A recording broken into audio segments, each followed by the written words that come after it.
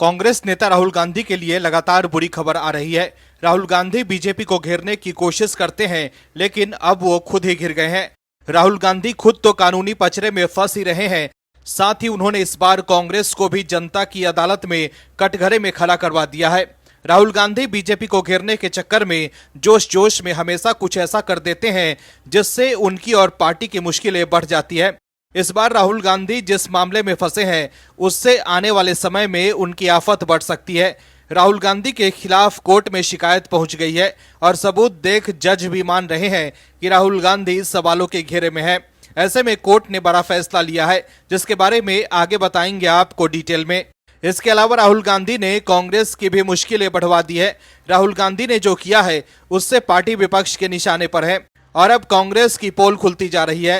कांग्रेस के नेता राहुल गांधी पार्टी के लिए प्रचार कर रहे हैं या बीजेपी के लिए, ये बड़ा सवाल है, क्योंकि बीजेपी के नेता ये कहते हैं कि राहुल गांधी की वजह से उन्हें फायदा होता है। इस खबर में आगे आपको बताएंगे सब कुछ डिटेल में, तो बने रहिए वीडियो में अंत तक और देखिए हमारी ये खास रिपोर्ट। राहुल गांधी की मुश्किलें एक बार फिर बढ़ गई है। कोर्ट के एक फैसले से राहुल गांधी घिर गए हैं। कांग्रेस राहुल गांधी को लॉन्च करने की कोशिश खूब कर रही है, लेकिन राहुल गांधी की सियासी लॉन्चिंग नहीं हो पा रही है। राहुल गांधी बीजेपी और मोदी सरकार को घेर नहीं पा रहे हैं। राहुल गांधी कोशिश तो खूब करते हैं, लेकिन हर बार उनके हाथ से मुद्दा निकल जाता है। मोदी सरकार के खिलाफ राहुल गांधी को कोई मुद्दा ही नहीं मिल रहा है। ऐसे में राहुल गांधी इधर उधर की बातें करने लगते हैं। दर्शकों, राहुल गांधी ने राष्ट्रवादी लोगों का अपमान शुरू से ही किया है। राष्ट्रवादी और हिंदूवादी लोगों से राहुल गांधी की हमेशा से ही दुश्मनी रही है, लेकिन वो ये भूल जाते हैं कि राष्ट्र नीति से ही देश की हर नीति तय होती है। वीर सावरकर ने देश के लोगों के मन से जाति प्रथा को दूर किया, मंदिर में प्रवेश को लेकर हर तरह के लोगों को परमिशन दिलाई, अंग्रेजों से पूर्ण स्वराज की बात की और कभी किसी तरह का अंग्रेजों से समझौता नहीं किया। उन्होंने हमेशा हिंदुत्व की आवाज बुलंद की है। लेकिन आज जो लोग उनके ऊपर आरोप लगाते हैं, उन्हें ये पता होना चाहिए कि स्वदेशी के असली हिमायती तो खुद सावरकर ही थे। लेकिन राहुल गांधी तो वीर सावरकर को अपमानित करते रहते हैं। लेकिन अब राहुल गांधी की मुश्किलें इस मामले में बढ़ सकती है। दरअसल महाराष्ट्र के नासिक जिले की एक अदालत ने हिंदूवादी विचारक विनायक दामोदर सावरकर के खिलाफ कथित आपत्तिजनक टिप्पणी को लेकर कांग्रेस सांसद राहुल गांधी के खिलाफ दायर मानहानि के मामले में उन्हें समन जारी किया है। अतिरिक्त मुख्य न्यायिक मजिस्ट्रेट नासिक ने 27 सितंबर को राहुल गांधी को इस संबंध में एक नोटिस जारी किया था।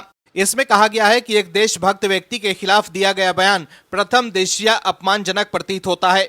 राहुल गांधी को मामले की अगली तारीख पर व्यक्तिगत रूप से या अपने कानूनी प्रतिनिधि के माध्यम से उपस्थित होना होगा। इस पर अभी निर्णय होना बाकी है। शिकायतकर्ता एक गैर सरकारी संगठन के निदेशक हैं। शिकायतकर्ता ने दावा किया है कि उन्होंने हिंगोली में राहुल गांधी की ओर से संबोधित एक संवाददाता सम्मेलन और नवंबर 2022 में राहुल गांधी की ओर से दिए गए भाषण को सुना और देखा है।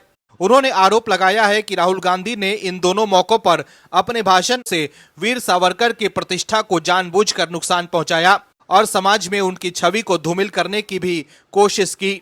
याचिकाकर्ता के अनुसार राहुल गांधी ने कहा था कि वीर सावरकर भारतीय जनता पार्टी और राष्ट्रीय स्वयंसेवक संघ के जिन हैं और ये टिप्पणी मानहानिकारक प्रतीत होती है। शिकायतकर्ता ने कहा कि राहुल गांधी ने इसके बाद आरोप लगाया कि सावरकर ने हाथ जोड़कर रिहाई के लिए प्रार्थना की और उन्होंने ब्रिटिश सरकार के लिए काम करने का भी वादा किया। सभी दलीलों पर गौर करने को कहा। वहीं अदालत ने सभी दलीलों पर गौर करने के बाद कहा कि रिकॉर्ड में प्रस्तुत साक्ष्यों पर गौर करने पर अभियुक्त द्वारा एक देशभक्त व्यक्ति के खिलाफ दिए गए बयान प्रथम दृष्टया मानहानिकारक प्रतीत होते हैं। मजिस्ट्रेट ने कहा कि मामले में कार्यवाही को आगे बढ़ाने के लिए पर्याप्त आधार हैं। इसके बाद अदालत ने राहुल गांधी के खिलाफ मानहानि और जानबूझकर अपमानित करने से संबंधित धाराओं के तहत नोटिस जारी किया। दर्शकों, राहुल गांधी हमेशा वीर सावरकर पर निशाना साधते हैं, लेकिन अब उनके खिलाफ कोर्ट में शिकायत पहुंच गई है, जिसके बाद कोर्ट ने समन जारी किया है। ऐसे में अब इस मामले में राहुल गांधी घिरते दिख रहे हैं और आने वाले समय में उनकी मुश्किलें बढ़ सकती है। कांग्रेस नेता राहुल गांधी की वजह से कांग्रेस की मुश्किलें बढ़ गई है। पहले तो राहुल गांधी बड़ी ही चालाकी के साथ बीजेपी के खिलाफ दुष्प्रचार करके कांग्रेस के लिए सियासी माहौल बना रहे थे, लेकिन फिर राहुल गांधी ने खुद ही कुछ ऐसा कर दिया जिससे वो एक्सपोज हो गए और अब उनकी वजह से कांग्रेस गिर गई है। राहुल गांधी ने कांग्रेस के किए कराए पर पानी फिरवा दिया है। राहुल गांधी की वजह से कांग्रेस को फायदा कम, नुकसान ज्यादा होता है, ऐसा आरोप बीजेपी के नेता हमेशा लगाते हैं। बीजेपी के नेता राहुल गांधी को अपना स्टार प्रचारक मानते हैं। इस बार भी राहुल गांधी ने कुछ ऐसा ही कर दिया है जिसका खामियाजा कांग्रेस को भुगतना पड़ सकता है। दर्शकों, लोकसभा चुनाव के बाद कांग्रेस के हौसले बुलंद थे। कहीं न कहीं ये भी लग रहा था कि कांग्रेस के साथ फिर से दलित वोट बैंक जुड़ रहा है, जिससे मायावती की पार्टी बसपा की सांसें तो खास तौर पर अटक गई थी। लेकिन मायावती ने भी तय कर लिया है कि अब कांग्रेस को उसी की भाषा में जवाब दिया जाएगा। दर्शकों, समझने की जरूरत यह है कि राहुल गांधी जिस तरह की विभाजनकारी वाली राजनीति कर रहे हैं, उससे देश का ही नुकसान है। लेकिन अब जिस तरह से मायावती ने कांग्रेस के प्लान को हाईजैक कर लिया है, उसने कांग्रेस को ही परेशान कर दिया है, क्योंकि कांग्रेस को यह बेहतर तरीके से पता है कि मायावती का मजबूत पकड़ है पिछड़े जाति के मतदाताओं पर। इसके साथ ही बीजेपी ने भी राहुल गांधी को घेर लिया है। दरअसल लोकसभा चुनाव 2024 के दौरान राहुल गांधी आरक्षण को लेकर बीजेपी पर जमकर निशाना साध रहे थे, लेकिन अब हरियाणा चुनाव से ठीक पहले राहुल गांधी खुद आरक्षण के मुद्दे पर घिर गए हैं। बीजेपी के साथ बसपा चीफ मायावती ने भी कांग्रेस को उसी की रणनीति के आधार पर पटकनी देने की तैयारी कर ली है। अब मायावती को कांग्रेस के खिलाफ ये सियासी हथियार राहुल गांधी ने ही दे दिया है। राहुल गांधी द्वारा अमेरिका में आरक्षण पर दिए गए बयान से वो देश में घिर गए हैं। बीजेपी के अलावा मायावती भी राहुल गांधी के आरक्षण वाले बयान को लेकर निशाना साध रही है। हरियाणा विधानसभा चुनाव में दमखम के साथ चुनाव लड़ रही बसपा चुनावी राज्य के जरिए यूपी के लिए भी सियासी संदेश देने में पीछे नहीं है। कांग्रेस आरक्षण के मुद्दे पर बीजेपी को घेरने और बसपा के वोट बैंक को अपने पाले में लाने की कोशिश में है, लेकिन मायावती की बसपा ने उसके जरिए ही चोट की है। लोकसभा चुनाव के दौरान सपा और कांग्रेस के इंडिया अलायंस ने आरोप लगाया था कि अगर बीजेपी सत्ता में आई तो वो आरक्षण खत्म कर देगी। इसके अलावा राहुल गांधी और सपा चीफ अखिलेश यादव हर सभा में संविधान का मुद्दा उठाते थे, जिससे उन्हें चुनाव में फायदा भी हुआ। लेकिन अब मायावती कांग्रेस का खेल खराब करने वाली है। मायावती लगातार कांग्रेस को घेर रही है। हाल ही में मायावती ने सोशल मीडिया साइट एक्स पर पोस्ट कर लिखा था कि हरियाणा में हो रहे विधानसभा चुनाव के दौरान भी कांग्रेस द्वारा दलितों की लगातार की जा रही उपेक्षा और तिरस्कार से ये साबित है कि पार्टी में जब अभी सब कुछ ठीक नहीं है, गलत है, तो आगे क्या होगा। ऐसे में दलित समाज के लोग कांग्रेस और बीजेपी आदि को वोट देकर इसे खराब ना करें। मायावती ने यह भी लिखा था कि वैसे हमेशा आरक्षण विरोधी रही कांग्रेस के नेता अब आरक्षण को समय आने पर खत्म करने की बात करते हैं। अतः दलित अपना वोट एक तरफा तौर पर बीएसपी को ही दें, क्योंकि यही पार्टी उनके हित और कल्याण की सुरक्षा तथा संवैधानिक हक दिलाकर उन्हें शासक वर्ग बनाने के लिए लगातार संघर्षरत है। तो देखा आपने कैसे मायावती आरक्षण पर कांग्रेस को घेर रही हैं। कुल मिलाकर देखें तो राहुल गांधी ने मायावती को कांग्रेस के खिलाफ आरक्षण पर बड़ा मुद्दा दे दिया है। इसके साथ ही बीजेपी भी आरक्षण को लेकर राहुल गांधी द्वारा अमेरिका में दिए गए बयान को लेकर कांग्रेस और राहुल पर निशाना साध रही है। कांग्रेस नेता राहुल गांधी अब चारों तरफ से घिर गए हैं। दर्शकों, कहते हैं ना कि झूठ के सहारे आप ज्यादा दिनों तक नहीं रह सकते हैं। यही हाल कांग्रेस और राहुल गांधी के साथ भी हो रहा है। चुनाव के दौरान वोट के लिए राहुल गांधी कुछ भी करने के लिए तैयार रहते हैं ताकि लोग उनके झांसे में आ जाएं, लेकिन अब वो बैकफुट पर आ गए हैं।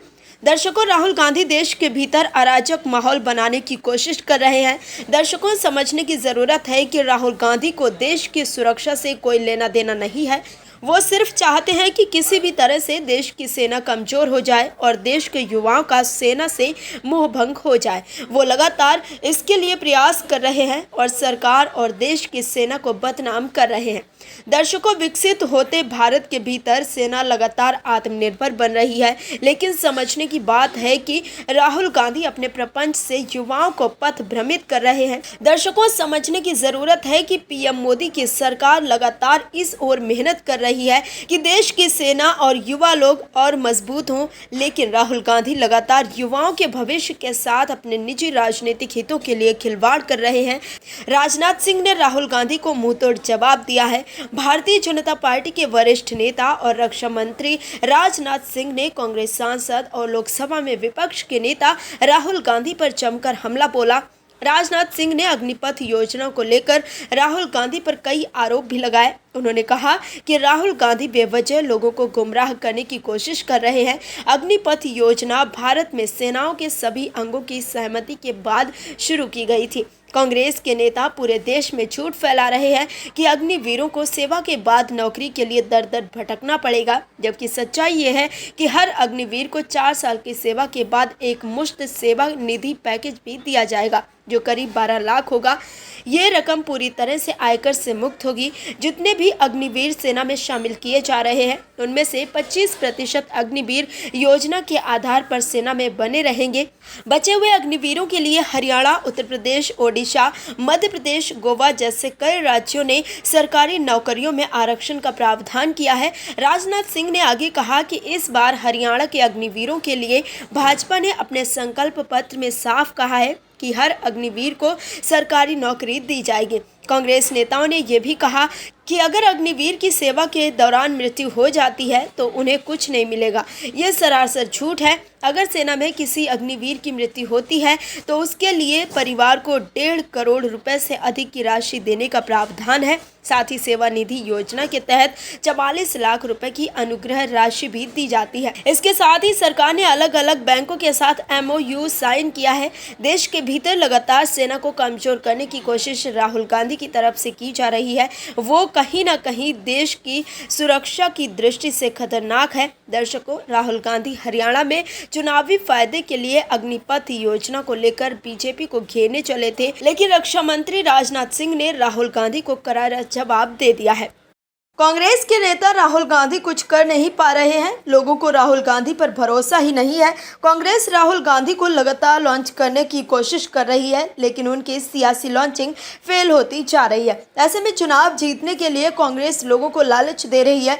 दर्शकों, कांग्रेस लगता है ठान चुकी है कि इस देश को श्रीलंका जैसा बना देना चाहती है। कांग्रेस जहां भी जा रही है, रेवड़ी बांट रही है, यानी कि मुफ्त का लॉलीपॉप, फिर चाहे वो राज्य की आर्थिक स्थिति का ही क्यों न बंटा कर दे। दोस्तों, विपक्षी दल और कांग्रेस सिर्फ सत्ता लोभ के लिए ही देश का बंटाधार कर रहे हैं। हिमाचल का उदाहरण हम सबके सामने है कि किस तरह से हिमाचल की सरकार के पास लोगों को देने के लिए वेतन तक नहीं है, किस तरह से योजनाएं वहां धूल फांक रही है। तो वहीं कर्नाटक में मुफ्त की योजना बांटने के लिए दलितों के फंड में ही सेंधमारी की जा रही है। अब वही करने की फिराक में कांग्रेस हरियाणा में भी है। देशा में देश हरियाणा, जित दूध दही का खाना। इस वाक्य से देश भर में प्रसिद्ध राज्य हरियाणा में दूध दही के साथ ही रेवड़ियों की आमद भी हो गई है। ये रेवड़ियां खाई तो नहीं जा सकती, लेकिन बांटी जरूर जा सकती हैं। हरियाणा के 2024 विधानसभा चुनावों के लिए बीजेपी और कांग्रेस ने कमर कस ली है और अपने अपने पत्ते भी खोल दिए हैं। इस बार की चुनावी लड़ाई में हर अनुमान में मजबूत दिखने वाली कांग्रेस ने हरियाणा की जनता से कई गारंटी वादे कर दिए हैं। कांग्रेस यही प्रयोग हिमाचल प्रदेश और कर्नाटक में कर चुकी है और उसे चुनावी फ्रंट पर सफलता भी मिली थी। लेकिन चुनावों के कुछ ही महीने के बाद जहां कर्नाटक में विकास के सब काम रोककर गारंटी का ही भरण पोषण करने में राज्य की अर्थव्यवस्था हाँफने लगी, तो वहीं हिमाचल प्रदेश के मुख्यमंत्री ने तो खुद ही आर्थिक बदहाली का रोना रो दिया। लेकिन कांग्रेस इसके बाद भी नहीं सुधरी। उसने वैसा ही घोषणा पत्र एक बार फिर हरियाणा के लिए तैयार कर दिया है। कांग्रेस ने हरियाणा में हर वर्ग को लुभाने के लिए बड़े बड़े सपने दिखाए हैं। कांग्रेस ने हरियाणा में सरकार बनने पर पुरानी पेंशन स्कीम लागू करने का वादा किया है। इसके अलावा उसने कहा है कि वो हर परिवार को 300 यूनिट बिजली मुफ्त देगी। इसके अलावा उसने कहा है कि वो 25 लाख तक की इलाज योजना भी लाएगी। हरियाणा में कांग्रेस ने नकद फायदे देने की बात भी दोहराई है। कांग्रेस ने कहा कि वो हर महिला को 2000 रुपए देगी। उसने वृद्धावस्था पेंशन को भी 6000 करने का वादा किया है। गरीबों को जमीन भी कांग्रेस देगी। कांग्रेस ने इससे पहले हिमाचल और कर्नाटक में ऐसे ही वादे किए। दोनों जगह उसे सफलता मिले। कर्नाटक में उसने आते ही 5 गारंटियों को लागू करने की कवायद चालू कर दी, लेकिन उसके इस चुनावी वादे का बोझ राज्य के दलितों और जनजातियों पर आ गया। कांग्रेस सरकार ने 2023-24 और 24-25 में दलितों के लिए दिए जाने वाले विकास फंड में से पैसा अपनी गारंटी पूरी करने को निकाल लिया। 2024-25 में उसने दलितों, जनजातियों पर खर्च होने वाले 14,000 करोड़ गारंटियों की तरफ मोड़ दिए। कांग्रेस द्वारा किए गए चुनावी वादों की आलोचना पर सवाल उठता है कि बाकी पार्टियां भी यही कर रही है। लोग प्रश्न पूछते हैं कि केंद्र सरकार भी कई जगह सब्सिडी देती है और कई मामलों में नकद लाभ भी देती है। इसके लिए हमें यह समझने की ज़रूरत है कि असल में मदद की ज़रूरत किसे है। भारत एक लोक कल्याणकारी राज्य है और सरकार को अवश्य कमज़ोर तबके की मदद करनी चाहिए, लेकिन यदि यह व्यवस्थित ढंग से उन लोगों को की जाए जो सही में इसके ज़रूरतमंद हैं, तब इसका सही फायदा है। मोदी सरकार ने बीते कुछ वर्षों में लक्ष्य आधारित सब्सिडी पर जोर दिया है। इसके तहत उन्हीं तबकों को मदद मिलती है जो इसके ज़रूरतमंद है। इसका उदाहरण किसान सम्मान निधि है। इसके तहत केवल छोटे किसान इसका लाभ पाते हैं। इससे अर्थव्यवस्था पर बोझ भी कम होता है और अपात्र लोग भी बाहर हो जाते हैं। लेकिन कांग्रेस जनता को फ्री का लालच देकर चुनाव जीतना चाहती है। Bureau report, OMH news. और भी वीडियोस देखने के लिए चैनल को सब्सक्राइब करें और बेल आइकन को दबाएं।